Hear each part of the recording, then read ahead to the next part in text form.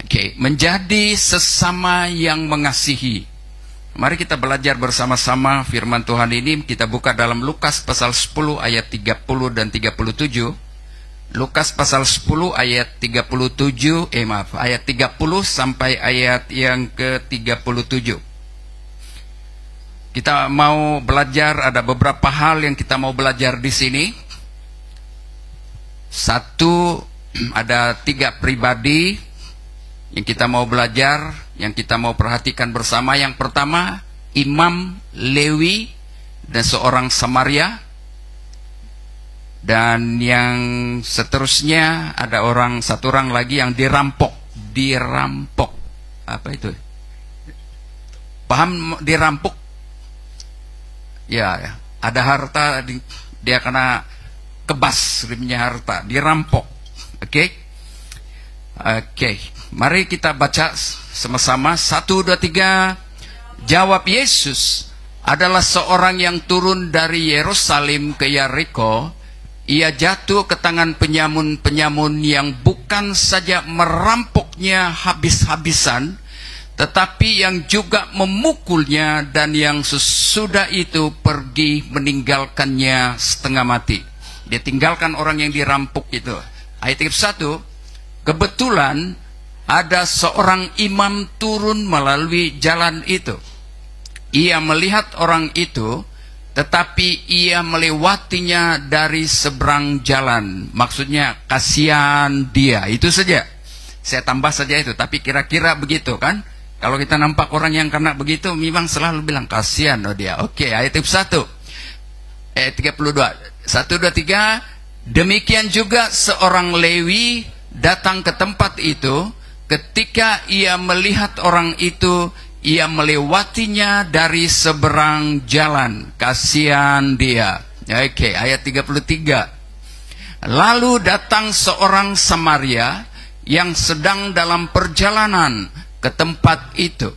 Dan ketika ia melihat orang itu, tergeraklah hatinya oleh belas kasihan. Ayat 34. 1, 2, 3. Ia pergi kepadanya, lalu membalut. Sesudah ia menyiraminya dengan minyak dan anggur. Kita berhenti. Ia pergi kepadanya, lalu membalut luka-luka orang yang dirampok, yang luka-luka ini, yang setengah mati. Sesudah ia menyiraminya dengan minyak dan anggur. Dua ini pada zaman dahulu, dalam zaman di Israel, minyak dan anggur itu adalah merupakan barang yang mahal, yang berkualiti. Oke? Ya, yang berkualiti.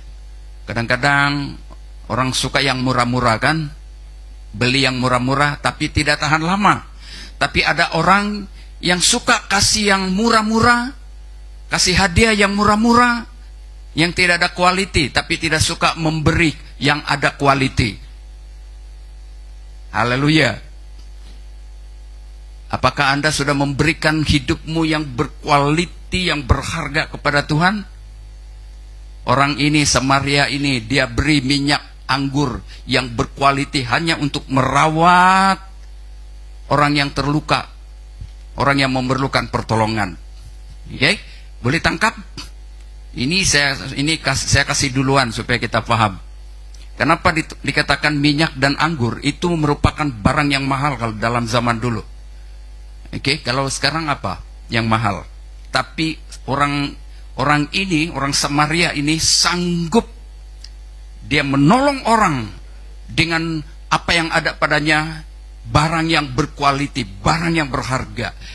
Barang yang berharga dalam hidup kita adalah apa? Hati kita yang harus diberikan kepada Tuhan. Oke, seterusnya. Ayat sudah habis kata tadi itu. Oke, ayat 34 kita baca bersama. Ia pergi kepadanya, lalu membalut luka-lukanya.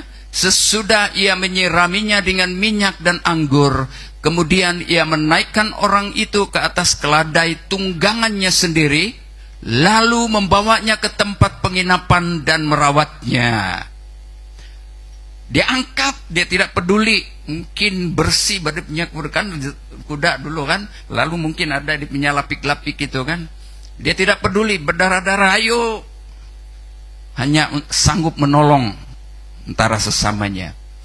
Ada orang yang kadang-kadang, saya pernah dengar tuh, bukan di sini ya, dia bilang, buat apa mau kasih naik kereta, kotor nanti sebenarnya kereta ini, tiada keretaku. Ada yang macam tuh? Sini tiada. Amin. Jangan loke-loke dengan apa yang ada pada kita. Nanti loke-loke tidak diberkati. Oke, saya sambung saya betul. Oke, ayat 35, 1, 2, 3. Keesokan harinya ia menyerahkan 2 dinar kepada pemilik penginapan itu. Wih, banyak pemberian dia. Katanya, 1, 2, 3, katanya, rawatlah dia, dan jika kau belanjakan lebih dari ini, aku akan menggantikannya waktu aku kembali, waktu aku pulang. Kira-kira begitu. Sudah banyak dia taruh, lepas itu kau tengok lagi dia punya cara itu. Kan? Inilah maksudnya sesama itu kan. Ayat yang ke-36. Lalu 1, 2, 3, siapakah di antara ketiga orang ini menurut pendapatmu adalah sesama manusia?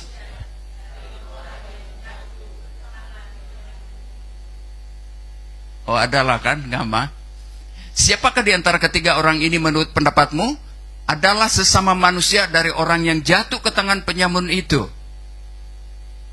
Oh ya, itu satu jawaban itu. Ayat 37. Jawab orang itu, 1, 2, 3. Jawab orang itu, orang yang telah menunjukkan belas kasihan kepadanya. Kata Yesus kepadanya, pergilah dan perbuatlah demikian, sebab itu adalah perintah Tuhan. Nah, saudara jemaat yang saya kasih dalam Yesus Kristus, dari mana latar belakang cerita ini, kisah ini? Ya, kalau kita baca dari ayat yang ke-25 ke 20, dari 25, 26 sampai 28, sebenarnya ini adalah kisah lengkap mengenai di mana cerita ini muncul sebagai satu jawaban Yesus kepada soalan, pertanyaan seorang ahli Taurat. Ahli Taurat maksudnya seorang yang pakar akan hukum-hukum Yahudi, hukum Taurat itu. Pakar, sangat pakar. Dan ini orang adalah seorang pemimpin dan seorang yang beragama. Saudara, kekristenan bukan sekadar agama. Kekristenan bercakap tentang hubungan antara Allah dan manusia dipulihkan melalui Yesus Kristus. Waktu kita percaya dan menerima Yesus sebagai Tuhan dan Juru Selamat kita, berarti saudara dan saya adalah sebagai pengikut Kristus. Boleh kita katakan bersama, pengikut Kristus. 1, 2, 3. Oke, inilah dari ayat 30 sampai 37 tadi latar belakang, maksudnya dari mana cerita ini, kisah ini. Kisah ini adalah muncul dari jawaban Yesus kepada soalan ya ahli Taurat ini. Dalam ayat 25 dia bilang begini, apa yang harus aku lakukan untuk mewarisi hidup kekal? Ya, lihat di sana, guru. Saya ambil yang ayat 25b itu. Bilangnya, pada suatu kali berdirilah seorang ahli Taurat untuk mencobai Yesus. Katanya, orang yang ahli Taurat ini, ahli hukum ini, guru, apa yang harus kuperbuat untuk memperoleh hidup yang kekal? Dia kira mau mencobai Yesus. Karena para ahli Taurat waktu itu mereka betul-betul menantang Yesus. Oke, bayangkan. Ya, seorang ahli Taurat, orang yang beragama. Saudara, itu sebabnya saudara dan saya dengar baik-baik, ayo mengertilah betul. Kekristenan bukan sekadar agama. Kalau kita menjadi orang Kristen yang beragama, sekadar beragama, saudara, kita menjadi orang-orang yang ekstrim, radikal. Gereja saya lebih benar dari gereja kau, bah. Gitu kan? Ya. Gereja kau tidak ada Roh Kudus, saya punya gereja ada Roh Kudus. Gereja saya lebih lama dari dulu lagi sampai sekarang. Lalu kita boleh jawab, mungkin bilang, betul mungkin sudah lama, tapi dari kenaikan sampai keturunan mungkin tiada kedudukan. Itu sebabnya saudara, kalau kita lihat banyak orang Kristen yang berkeliaran di mana-mana, tapi hidup mereka sama seperti orang kafir. Orang kafir menipu, dia pun menipu. Orang kafir mau rasuah, dia pun rasuah. Jangan, kita orang Kristen bukan orang kafir ya. Orang kafir adalah orang yang tidak punya fahaman agama. Oke?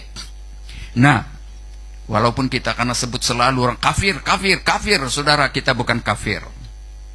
Mungkin yang memanggil kita kafir itu mungkin dia yang lebih kafir mungkin. Oke, kita kembali. Nah, kenapa saya mau bawa ini ayat 30, 37 dan saya bawa kita kembali ke sini supaya kita paham. Saudara coba, maksud kenapa saya bawa begini? Siapa yang tahu cerita kisah kita dari kecil sampai sekarang umur begini? Ada yang boleh kasih cerita?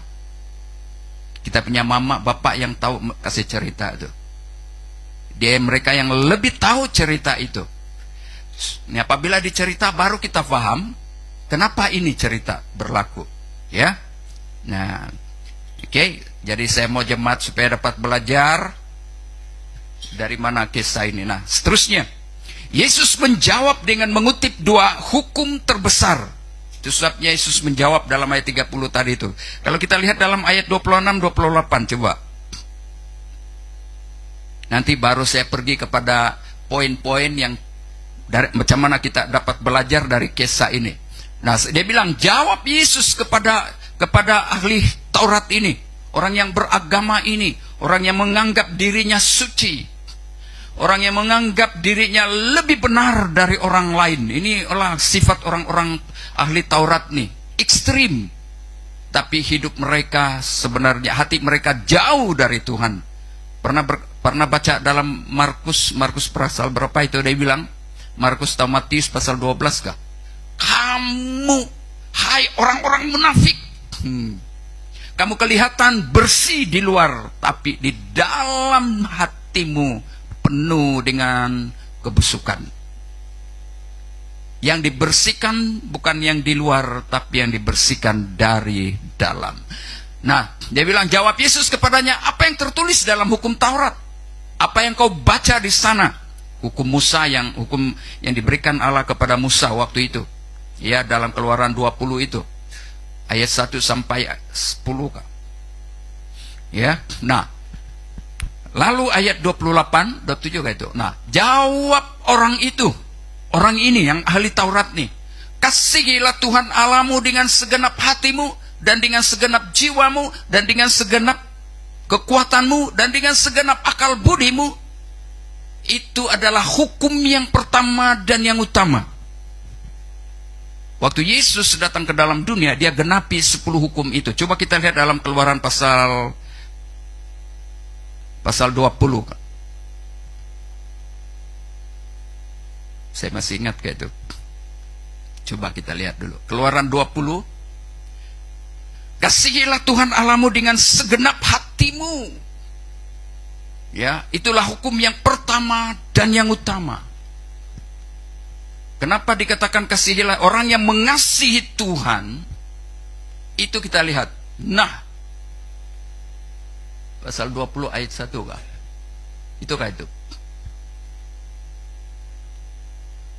Oke. Lihat ya.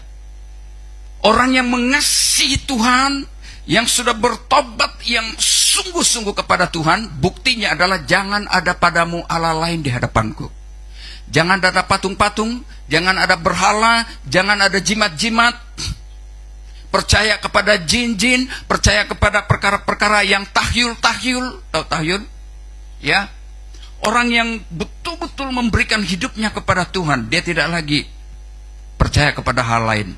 Lepas itu, orang yang percaya kepada Tuhan tidak lagi membuat baginya patung yang menyerupai apapun yang ada di langit di atas, atau yang ada di bumi di bawah, atau yang ada di dalam air dan di bawah. Dia tidak sujud menyembah kepada itu. Sudah berlaku itu dalam diri kita selama menjadi orang Kristen, pengikut Kristus.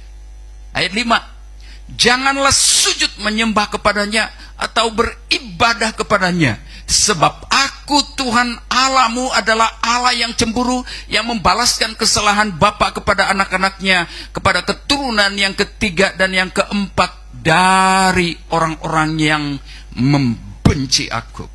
Saudara, pada saat kita mengalihkan penyembahan kita, pemujian kita kepada Tuhan, kepada yang lain, maka saudara, Anda dan saya dibenci. Itu merupakan satu kebencian Tuhan. Oke, yang kelima, yang keenam. Tetapi aku menunjukkan kasih setia kepada beribu-ribu orang, yaitu mereka yang mengasihi aku dan yang berpegang pada perintah-perintahku. Apa perintah dia tadi? Hukum yang pertama, kasihilah Tuhan Allahmu dengan segenap hatimu. Itu yang digenapi oleh Yesus. Ya. Ayat 6. 7. Terima kasih, brother. Bukan kasih perintah-perintah. Ayat 7. Di atasnya haruslah Harun membakar. Itu kayak bukan 20 tadi.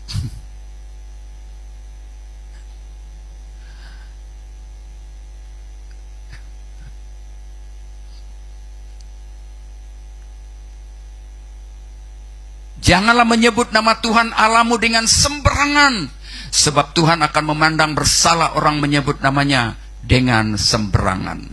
Oke. Ayat 8. Ingatlah dan kuduskanlah hari Sabat. Ya, itulah semua yang harus kita lakukan, perintah Tuhan. Ada orang bilang hari Sabat itu hari Sabtu, dia bilang. Betul. Tapi pada waktu Yesus datang ke dalam dunia, waktu dia sudah disalibkan mati, dia bangkit pada hari pertama. Di Israel hari pertama itu adalah sekarang kita hari Minggu nih. Dan pada hari pertamalah murid-murid Tuhan selalu beribadah, menyembah Tuhan. Oke, dan itulah sebabnya mengapa kita beribadah pada hari pertama, yaitu hari Minggu kalau di sini. Oke, ingat ayat 9. 6 hari lamanya engkau bekerja dan melakukan segala pekerjaanmu. Itu sebabnya kita sudah diberi 6 hari untuk bekerja. Ada 1 hari kita gunakan untuk beribadah kepada Tuhan. Itu pun kadang-kadang manusia curi masa itu kan. Oke. Tapi hari ke-7 adalah hari Sabat Tuhan Allahmu, maka jangan melakukan suatu pekerjaan. Oke. Kita kasih lompat dulu. Inilah yang perintah, kasihilah Tuhan Allahmu dengan segenap hatimu itu. Itu hukum pertama. Hukum kedua, kasihilah sama manusia. Orang yang mengasihi sesamanya manusia, ayat seterusnya adalah hormatilah ayahmu dan ibumu, supaya lanjut umurmu di tanah yang diberikan Tuhan Allah kepadamu. Ini perintah yang kedua. Seterusnya, jangan membunuh. Orang yang mengasihi sesamanya jangan membunuh, dia tidak boleh bunuh orang. Dan dalam 1 Yohanes bilang, saudara, ada 2 maksud perkataan membunuh. Membunuh secara jasmani, tetapi yang paling parah adalah membunuh secara rahasia, yaitu perasaan benci, dendam. Ya, itu dia bilang pembunuh manusia, dia bilang itu dalam 1 Yohanes ke 2 Yohanes itu. Ya, saya lupa surah. Pasal 2 mungkin tuh, oke. Seterusnya ayat 14. Jangan berzina. Itu dia hukum kedua itu, jangan mengasihi sesama manusia. Jadi saudara, kalau kita mengasihi sesama manusia, jangan kontik-kontik istri orang lain, menyakiti. Itu maksudnya melukai orang lain. Oke. Seterusnya saya kasih begitu supaya tidak tegang kan.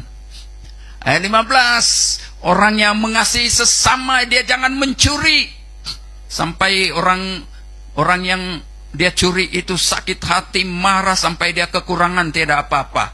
habis kena curi. Kau kasih buat orang itu menderita, misalnya. Jadi saudara, kalau kita mengasihi sesama, bukan kita mau kasih bankrupt dia, tetapi justru kita tolong dia supaya maju. Dan seterusnya, jangan mengucapkan saksi dusta tentang sesamamu. Oke, cukup di sana dulu lah. Nanti kamu baca panjang nanti ini. Itu maksudnya hukum Taurat itu yang digenapi oleh Yesus dalam Lukas pasal 10 26 sampai 28 tuh. Tetapi kita lihat kembali ayat 28, orang ini menjawab.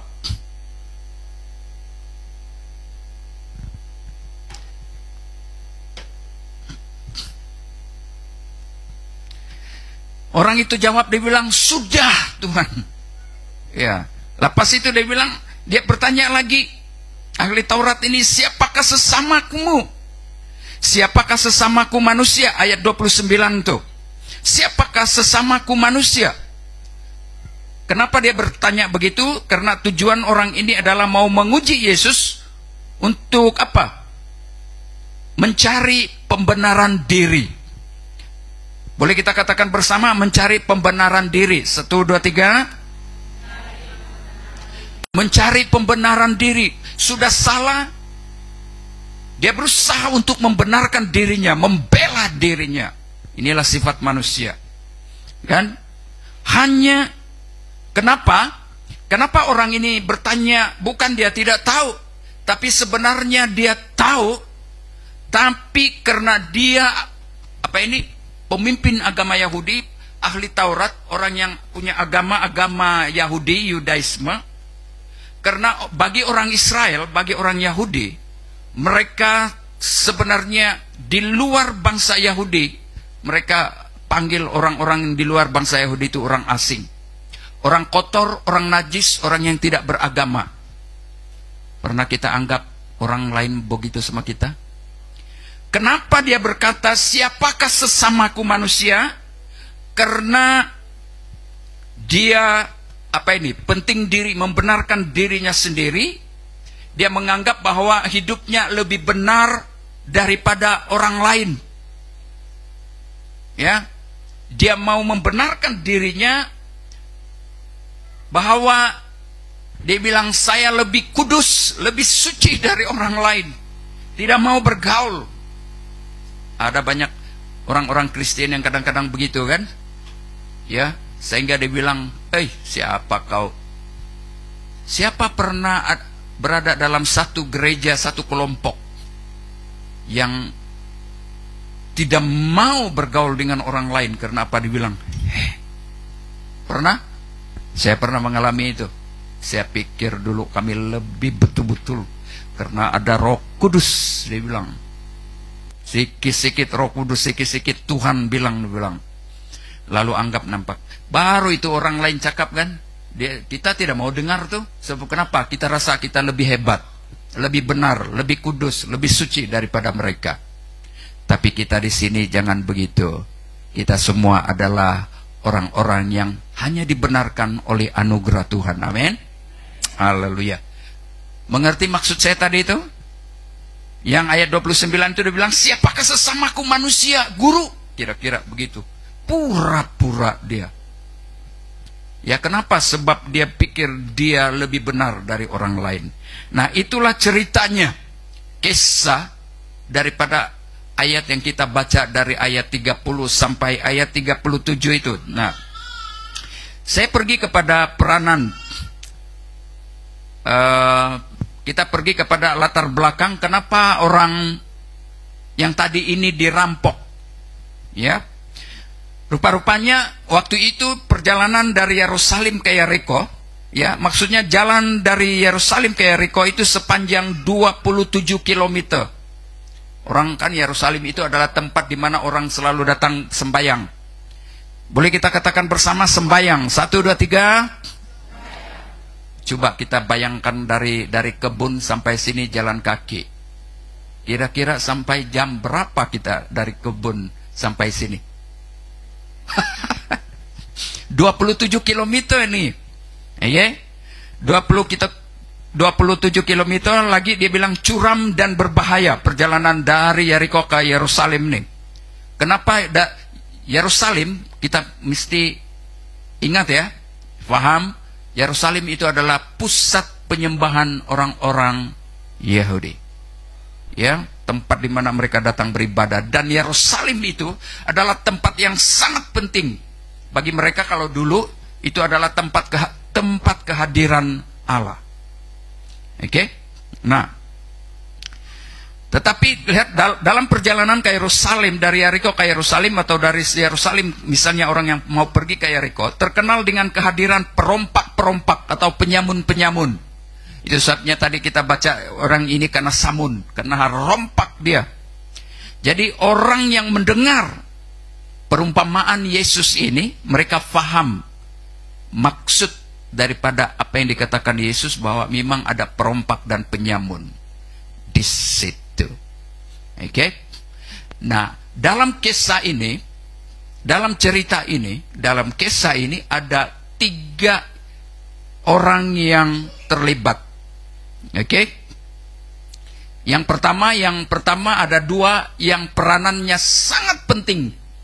Peranan imam dan orang Lewi. Itu dalam ayat 30 sampai 31. Kita sudah baca tadi ayat 31 sampai ayat yang ke-32. Imam dan Lewi adalah orang yang, maksudnya kenapa disebut imam dan Lewi? Imam dan Lewi adalah orang yang berstatus tinggi. Boleh kita katakan bersama, berstatus. 1, 2, 3. Pahamkah maksudnya status? Apa perkataan lain lagi status? Status, pangkat, gelaran, pangkat lah, orang penting lah, ya. Berstatus tinggi dalam agama Yahudi. Imam itu kan dulu dia yang berperanan penting, dia yang itu peranan penting dalam agama Yahudi, persembahkan korban bagi orang-orang Israel. Lewi adalah pelayan di gereja, pelayan sepenuh masa, bawa memuji Tuhan, main musik, apa semua. Oke, peranan mereka sangat penting. Wow, macam kami lah, gembala. Ya, macam ini yang pelayan-pelayan semua kita. Saya harap, kenapa tertulis imam dan Lewi? Kita lihat ini ya, kita mau belajar. Jangan sampai kita bersikap seperti imam dan Lewi. Banyak orang-orang Kristen, bahkan mungkin pemimpin-pemimpin gereja seperti ini. Hari-hari ini. Mereka, imam dan Lewi ini mewakili orang-orang yang beragama. Ya, dalam perumpamaan ini, imam dan Lewi sebenarnya mewakili orang-orang yang beragama seperti kita, pemimpin-pemimpin. Ya. Tetapi mereka mengabaikan orang yang dalam kesusahan, yang dirompak gitu, dirampok. Dia bilang kasihan dia. Limpas lagi orang Lewi, dia nampak kasihan dia. Saudara, kita mau tengok dulu cerita dia nih. Kenapa mereka katakan begitu? Imam dan Lewi ini, karena mereka terlalu ikut peraturan hukum keagamaan itu. Oke?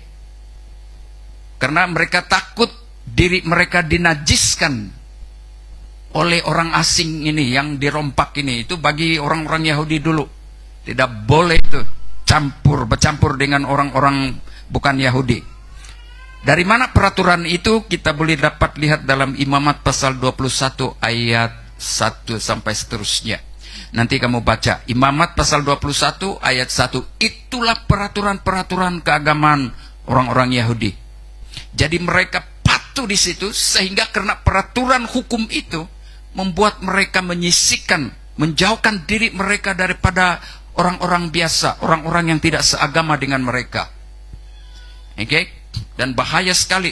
Sebabnya saudara, saya katakan dari mula tadi, kalau kita hanya menamakan diri kita sebagai orang Kristen yang beragama, tapi bukan pengikut Kristus, saudara, kita akan mengabaikan hal-hal yang lain. Kita menganggap diri kita lebih hebat, lebih suci, lebih kudus dari orang lain, dan kita menjauhkan diri kita, menjarakkan diri kita kepada orang-orang lain. Oke? Nah, kita pergi sekarang, tadi imam dan Lewi. Masih ingat? Sekarang kita pergi kepada satu lagi, yaitu orang Samaria. Siapakah orang Samaria itu? Ayat 33. Orang Samaria itu berasal dari keturunan campuran Yahudi dan bangsa lain. Ceritanya panjang. Orang Samaria sebenarnya itu adalah pada mulanya sebelum ditawan oleh Nebukadnezar, siapa itu?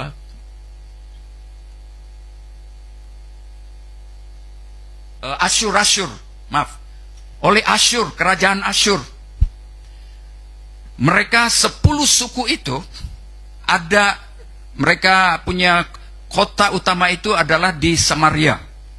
Di Samaria. Mereka tinggal di situ. Terjadi perpecahan suku antara suku Yahuda dengan suku Israel waktu itu. 10 suku itu mereka berpecah. Mereka pergi ke utara dan tinggal di satu tempat yang dinamakan Samaria. Oke? Saya boleh baca itu 10 hukum itu, 10 suku itu, tapi nanti lambat. Oke. Nah, di bahagian selatan itu terjadi setelah Salomo, dari berakhirnya pemerintahan Salomo lalu digantikan oleh anaknya Rehabiam itu. Disitulah terjadi perpecahan.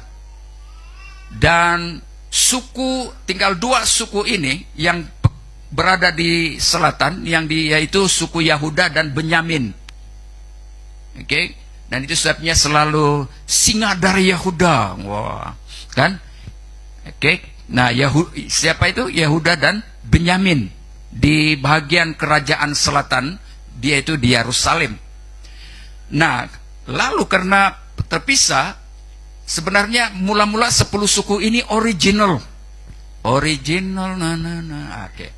Dia original. Tapi karena mereka memberontak terhadap Tuhan, melakukan dosa, menyembah berhala, ya, menyembah patung-patung, tidak ikut perintah Tuhan, akhirnya Tuhan izinkan kerajaan Asyur, Raja Asyur, untuk menyerang mereka. Akhirnya mereka ditawan. Dan Asyur punya ide ini, pintar dia. Waktu dia lihat orang-orang yang pintar-pintar, yang kuat-kuat, orang-orang penting, orang-orang elit, orang-orang yang pintar-pintar bijaksana, dia angkut. Lepas itu baru dia bagi di setiap negeri. Ya, ini macam kita sekarang contohnya. Dia ambil yang satu ini, misalnya lah 10 orang, contoh saja, dia taruh di Tenom. Yang 10 orang lagi dia taruh di Nabawan. Oh, kan senang mengerti. Yang 10 orang lagi taruh di mana? Di Tambunan. Sudah pisah-pisah. Ya. Dan waktu dia ditaruh di sana, misalnya di satu tempat itu adalah orang-orang yang bukan orang-orang yang menyembah Tuhan, tapi orang kafir, orang yang menyembah berhala. Nah, jadi lalu di Yerusalem, di Samaria sekarang, dia ambil lagi suku lain, taruh di Samaria. Oke, di kota Samaria, maka terjadilah perkawinan campur. Dia bukan original orang Yahudi lagi, macam kita juga sekarang kan. Tapi syukurlah kita pelan-pelan percaya Yesus, amin.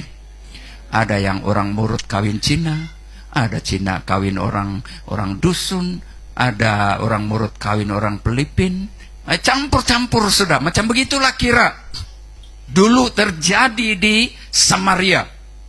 Oke? Nah, karena di Samaria orangnya sudah campur, maka yang di bahagian selatan dari suku Yahuda di Yerusalem itu, mereka menganggap bahwa suku orang Israel yang ada di Samaria adalah bukan lagi original dan mereka dianggap sebagai orang kafir.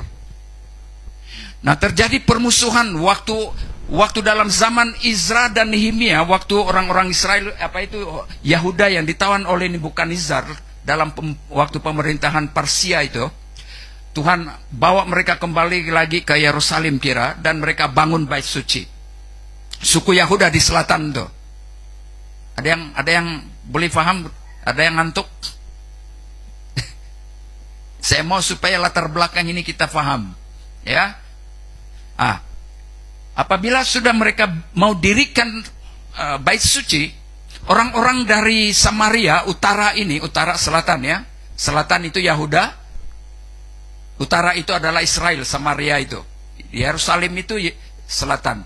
Lalu sebagai kira macam sama-sama bangsa lah kira itu kan, mereka kira mau pergi tolong, tapi orang-orang dari suku Yahuda di Yerusalem ini mereka tolak, tidak boleh, kamu bukan lagi Yahudi tulen. Oh gitu. Maka terjadi permusuhan sehingga dari utara ini merancang untuk menyerang apa ini, kerajaan Yehuda nih, maksudnya di Yerusalem. Lalu orang-orang Samaria, orang-orang Israel ini yang ada di Samaria, mereka dirikan satu bait suci di gunung yang disebut Gunung Garizim. Disitulah mereka menyembah Tuhan, beribadah, dan mereka menunggu Sang Mesias itu. Seperti mana dalam nubuatan itu. Pernah bacakan dalam Yohanes pasal 3, seorang perempuan Samaria, Yesus datang itu. Nah, ini sebabnya terjadi permusuhan ini. Itulah sebabnya kenapa Imam dan Lewi ini, waktu mereka melihat ada yang kena rampok, ya, mereka lihat itu sebenarnya yang kena rampok itu orang Yahudi tapi campuran. Itu sebabnya mereka tidak mau tolong, kasih limpas saja biarlah mati, dia bilang. Bayangkan saudara yang saya kasih dalam Yesus, bukan hanya ini ya, kalau terjadi permusuhan, kebencian dalam hati, itu sangat-sangat parah kan. Orang yang memerlukan bantuan pun dia tidak mau bantu. Ada di sini yang menyimpan kebencian, ketidakpuasan hati antara sesama. Mau tengok pun susah, betul kah? Mau tolong apalagi mau tolong, biar dia itu mati kelaparan.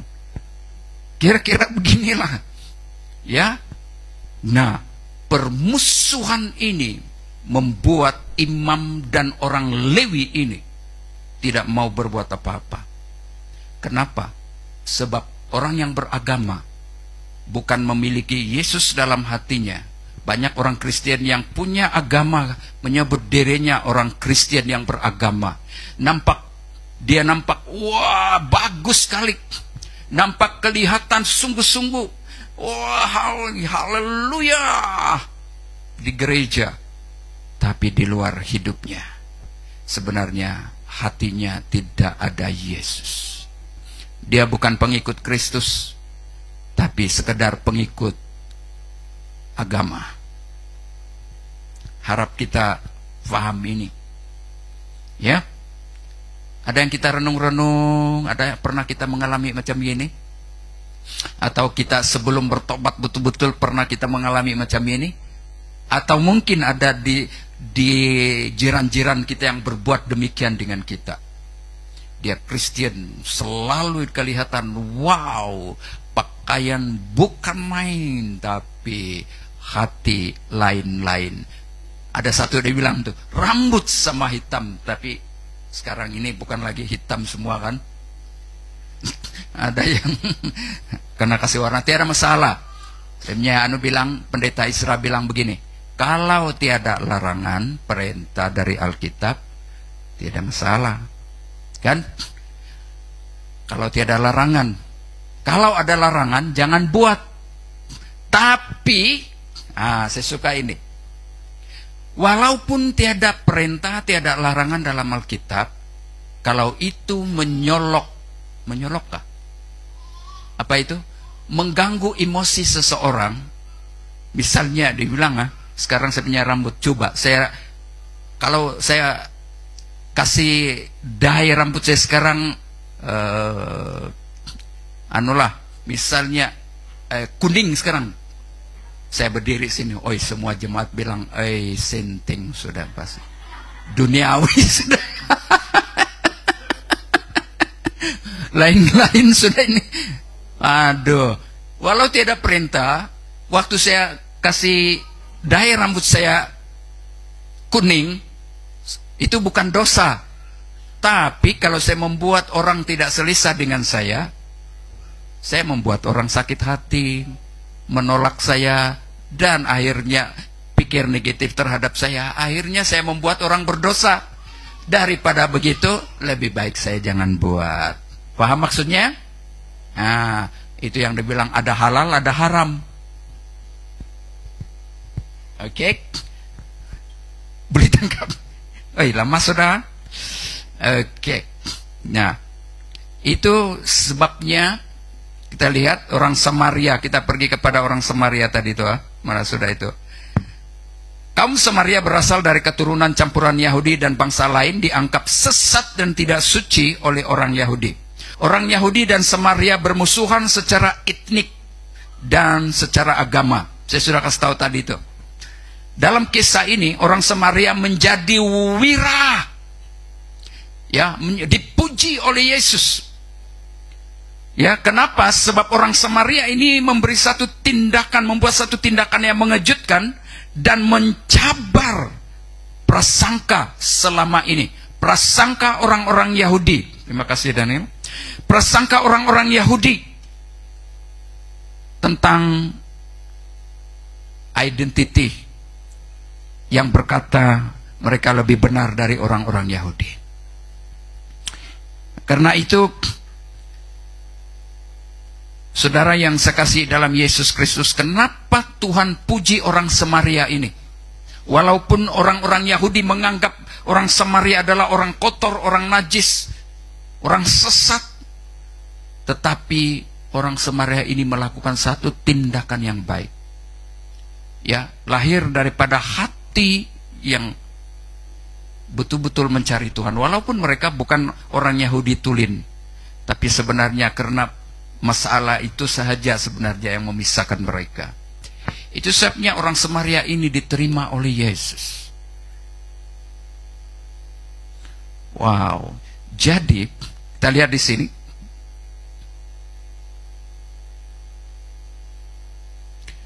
Ini memecah sikap prejudis kesukuan dan menyampaikan message. Yesus menyampaikan satu message bahwa kasih tidak terbatas kepada kelompok sendiri, kepada bangsanya sendiri saja, tetapi kasih itu untuk semua orang. Oke? Dikatakan waktu dia melihat orang yang dirampok yang terbaring itu, orang Samaria ini dikatakan begini, tergerak hatinya oleh belas kasihan. Bermaksud belas kasihan itu maksudnya adalah perasaan belas kasihan yang mendalam dari lubuk hati. Apalagi kita sebagai orang percaya yang sudah bertobat, ada Tuhan dalam hidup kita. Justru iman percaya kita yang harus menggerakkan belas kasihan itu. Ada satu saya sampaikan sedikit daripada kata-kata daripada hamba Tuhan, yaitu ya pendeta Israel. Dia bilang begini,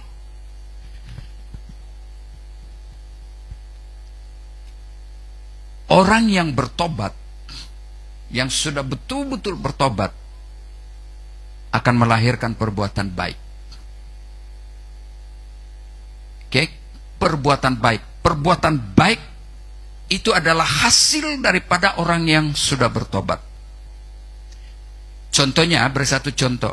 Ada, coba pernahkah dulu kita yang waktu kita baru bertobat, hujan-hujan pun kita datang. Kenapa? Karena kita mengalami kasih yang semula, kasih pertama. Orang yang bertobat betul-betul itu rasa tuh. Ada doa syafaat, dia datang, dia tidak peduli. Suami halang, dia datang juga. Kenapa? Sebab dia tahu dia mengalami perubahan dalam hidupnya. Tapi dimakan waktu-waktu lama. Pandai ada masa kita tawar hati, betulkah? Ya. Jadi janganlah tawar hati. Pada saat kita sudah bertobat, sangat penting adalah komitmen kita harus diperbaharui setiap hari. Maksudnya orang yang bertobat, saudara, dia selalu bersedia, berwaspada. Dia boleh silap, dia boleh jatuh, tapi dia cepat kembali. Oke? Nah,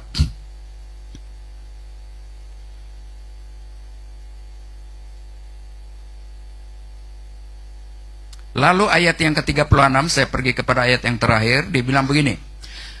Yesus bertanya, siapakah di antara ketiga-tiga itu menjadi sesama kepada orang yang dirampok itu? Itu ayat 36. Ahli Taurat itu menjawab, orang yang menunjukkan belas kasihan kepadanya.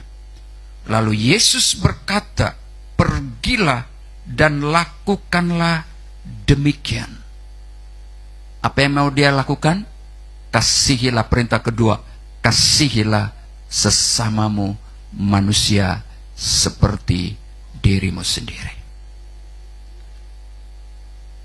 Bagaimana itu? Kita lihat tadi dalam ayat keberapa itu? Yang dia balut anggur itu.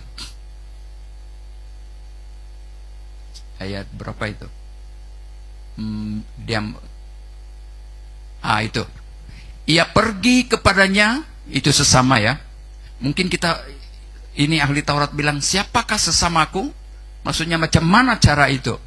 Ia pergi kepadanya, orang Samaria ini, lalu dia membalut luka-lukanya. Sesudah ia menyirami dengan minyak anggur, apa yang ada padanya semua dia gunakan untuk tolong sesamanya. Kemudian ia menaikkan orang itu ke atas keledai tunggangannya sendiri, lalu membawanya ke tempat penginapan dan merawatnya. Selepas itu ayat yang ke-35, dia bagi sama, maksudnya dia taruh di hospital tuh. Maksudnya kalau sekarang ini klinik-klinik. Dia suruh rawat, dia bilang nanti apa yang lebih dia saya balik, kalau tidak cukup berapa 2 dinar kata dia itu. Nanti saya bayar. Itu maksudnya perbuatan sesama. Oke? Nah, saya simpulkan sekarang dari apa yang kita sudah dengar dari kisah ini. Kita pergi dulu kepada Imam Lewi. Oke? Imam dan Lewi itu menggambarkan orang-orang pemimpin-pemimpin gereja, orang-orang Kristen. Oke? Pelayan-pelayan. Tetapi mereka tidak menunjukkan kasih sesama.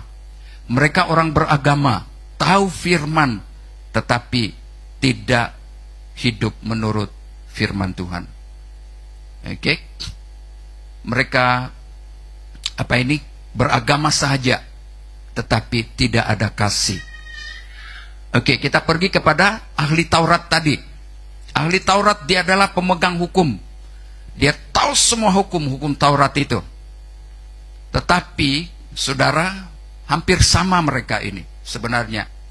Ya, Lewi, imam, dan tadi yang hukum Taurat. Kenapa? Sebab mereka menyimpan perasaan negatif. Mereka tetap menaruh di dalam pikiran mereka permusuhan kepada orang-orang Samaria ini. Walaupun sebenarnya itu adalah bangsa mereka. Ya, mereka sebangsa, tapi ada campurannya. Hanya tercampur, campur kawin kan? Tapi mereka menganggap seharusnya mereka harus dikasihi. Kan dibawa datang kepada Tuhan. Tapi bukan demikian. Karena mereka menaruh pikiran negatif, benci, dendam, karena mereka waktu mereka bena itu bait suci, itu orang-orang Samaria kira mau datang menyerang mereka. Itu sebabnya mereka lebih lagi membenci. Nah, saudara, jangan sampai perasaan negatif, benci ini membuat saudara dan saya membuat hubungan kita renggang antara sesama, apalagi teman seiman. Dan Tuhan mengajar kita mengasihi bukan hanya untuk bangsa kita sendiri, orang kita sendiri, tetapi kasih itu adalah untuk semua. Karena Yesus Kristus sendiri menunjukkan kasih-Nya. Oke. Ya, 3 orang tadi ini kan, Lewi, imam, dan seorang tokoh agama yang disebut ahli Taurat. Ini menggambarkan orang-orang yang hanya orang yang beragama ekstrim, terlalu radikal, tetapi tidak punya kasih. Jangan sampai kita menjadi orang Kristen yang beragama tetapi bukan pengikut Kristus. Pengikut Kristus adalah orang yang memiliki kasih. Orang yang hanya beragama Kristen, radikal, tetapi bukan menjadi pengikut Kristus, saudara boleh nampak dalam kehidupan mereka.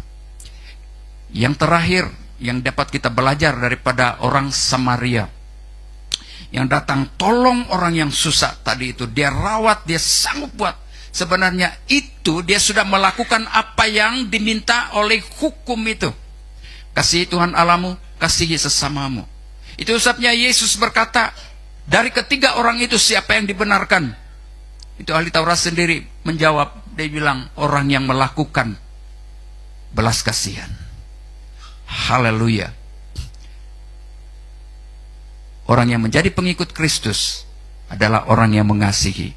Orang yang mengasihi adalah siap menerima kekurangan orang lain. Orang yang mengasihi Tuhan dan mengasihi sesamanya, orang yang siap mengampuni kesalahan orang lain. Amin. Haleluya. Mengampuni itu maksudnya bukan sekedar ucapan bibir atau penyesalan, bukan. Menyesal itu dia bilang menyesal saya buat Allah. Tapi sudah dia rasa, nanti dia sudah mengakui, nanti dia buat lagi, itu menyesal. Orang yang bertobat itu lain. Betul-betul dia tanggalkan semua, tinggalkan dan siap berubah dan melakukan yang terbaik.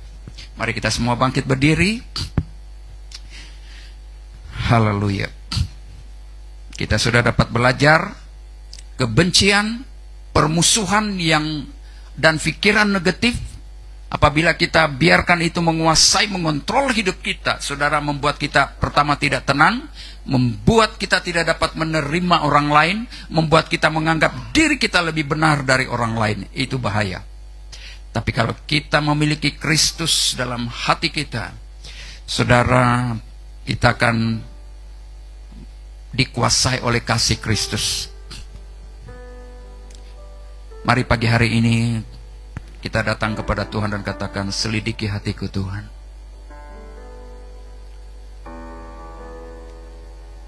Supaya dalam perjalanan hidup ini, dalam kehidupanku sebagai orang Kristen, bukan saja saya menjadi orang yang beragama, menjadi orang yang radikal, ekstrim, tetapi hanya ekstrim karena agama, tetapi tidak ekstrim dalam imannya kepada Tuhan Yesus, ekstrim di dalam mengasihi Tuhan, ekstrim di dalam mengasihi sesama.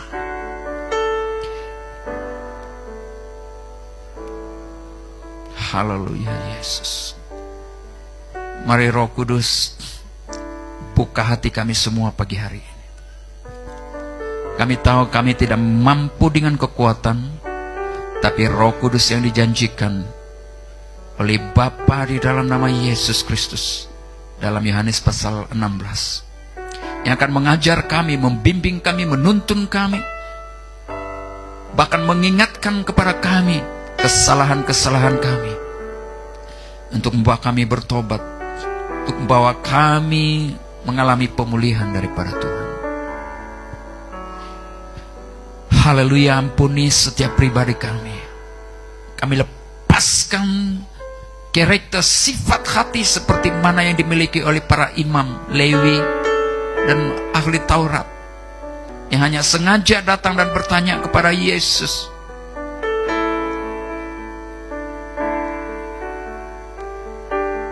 Hanya sekadar menguji Yesus. Biarlah hidup kami tidak sama seperti ahli Taurat ini, yang hanya mencoba-coba, dalam arti kata yang lain berpura-pura bertobat, berpura-pura memanggil nama Yesus, tetapi bukan dengan sepenuh hati kami. Kami datang kepadamu pagi hari ini Yesus. Haleluya. Terima kasih. Dalam perjalanan hidup ini, pegang Yesus dalam hidupmu. Apapun cabaran, pengaruh-pengaruh di akhir zaman ini, katakan selalu Yesus salah satu-satunya terbaik dalam hidupku. Yesus satu-satunya yang berharga dalam hidup ini. Bapa, kami berdoa setiap anak-anak Tuhan dimanapun mereka berada saat ini, yang tidak sempat bersama-sama kami tidak tahu apa masalah mereka. Mari Tuhan Kau berkati mereka. Kalau mereka mulai lemah, Tuhan mari kuatkan, bangkitkan mereka. Mereka yang mulai terlibat dengan hal-hal dosa dan sebagainya, di dalam nama Yesus Kristus, Tuhan Roh Kudus yang tinggal di dalam hati mereka, Tuhan biar Engkau berbicara. Seperti mana Tuhan memakai ayam berkokok berbicara kepada Petrus, demikian juga Tuhan Engkau berbicara. Pada saat juga seperti mana Tuhan Engkau berbicara, menegur, menghajar Yunus sewaktu dia melarikan dari panggilan Tuhan. Tuhan kirimkan angin badai sehingga Yunus menyadari bahwa ini bukan angin yang biasa, bukan badai biasa, tapi adalah dari Tuhan. Haleluya. Terima kasih Tuhan. Terpuji namamu, termulialah Engkau. Kembalikan segala pujian, syukur hanya bagimu. Dalam nama Yesus Kristus kami berdoa dan bersyukur. Mari kita katakan sama-sama, amin, amin, haleluya, haleluya. Silakan duduk semua.